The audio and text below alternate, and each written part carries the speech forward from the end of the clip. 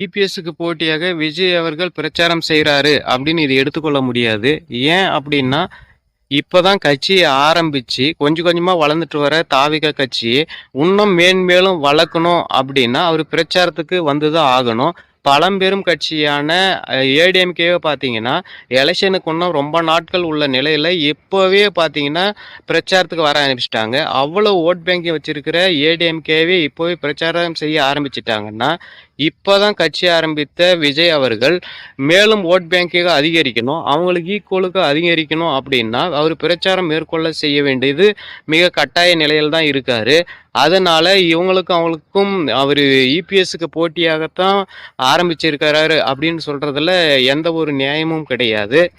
அது இல்லாம கட்சியை ஆரம்பிச்சுட்டு விஜய் அவர்கள் ஹோம் ஒர்க்லயே இருந்தா எப்படி கட்சி வளரும்? அதனாலதான் இவரு பிரச்சாரத்துக்கு வராரு. நம் கட்சியை எப்படியாவது வளர்க்க வேண்டும்.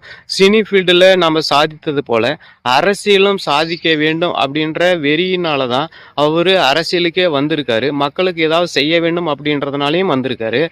அதனால வீட்டிலேயே இவர் உட்கார்ந்து இருந்தா இவருடைய ஓட் பேங்கிங் எப்படி அதிகரிக்கும்? கட்சியே காணாம போயிடும். அதனாலதான் இப்போவே அவங்க ஸ்டார்ட் பண்ண ஆரம்பிச்சிட்டாங்க இவங்களும். என்ன ஒண்ணு அப்படின்னு பார்த்தீங்கன்னா, அவரு எல்லா நாளுமே பிரச்சாரத்துக்கு வந்திருக்கலாம். சனி, ஞாயிற மட்டும் ஏன் சூஸ் பண்ணாங்கன்னு தெரியல. சனி, ஞாயிற மட்டும் சூஸ் பண்ணா, மற்ற நாட்கள்ல எல்லா நாளுமே மக்களை சந்தித்தால் அவருக்கு இன்னும் வோட் பேங்கிங் அதிகமாயிருக்கும்.